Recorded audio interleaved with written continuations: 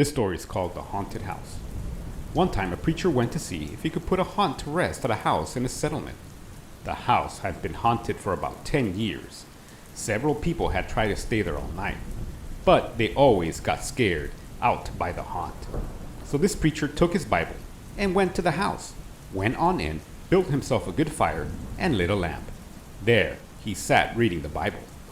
Then just before midnight, he heard something start up in the cellar, walking back and forth, back and forth. Then it sounded like somebody was trying to scream and got choked off. Then there was a lot of thrashing around and struggling, and finally everything got quiet.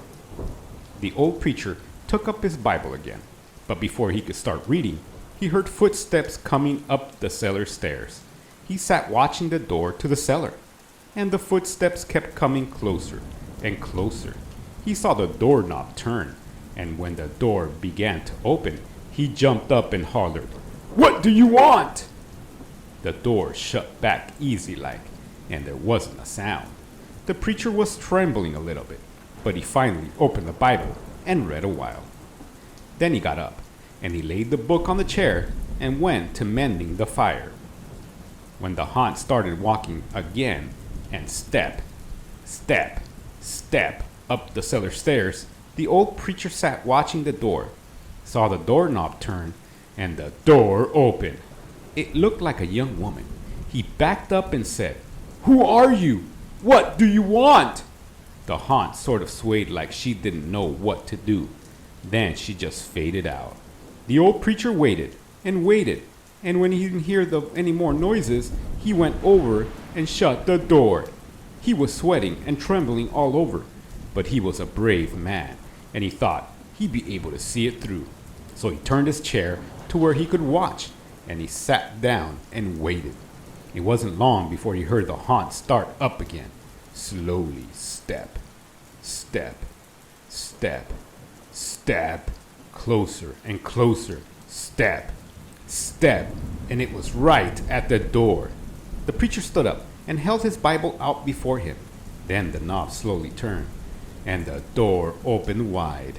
This time, the preacher spoke quiet like. He said, "In the name of the Father, the Son, and the Holy Ghost, who are you, and what do you want?"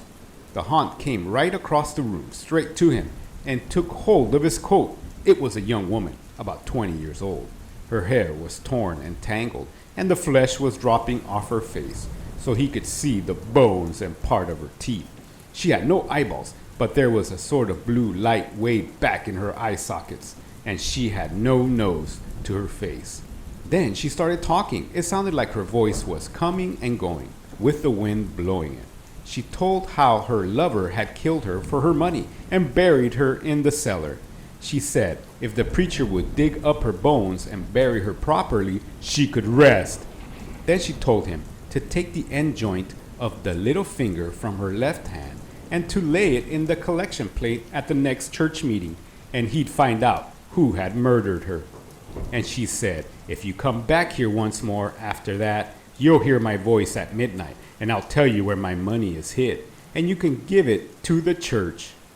The haunt sobbed like she was tired, and she sunk down toward the floor and was gone. The preacher found her bones and buried them in the graveyard. The next Sunday, the preacher put the finger bone in the collection plate, and when a certain man happened to touch it, it stuck to his hand.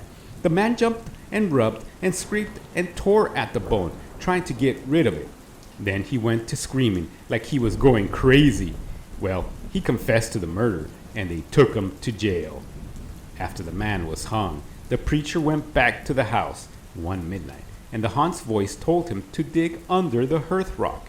He did, and he found a big sack of money, and where the haunt had held onto his coat, the print of those bony fingers was burned right into the cloth, and it never did come out.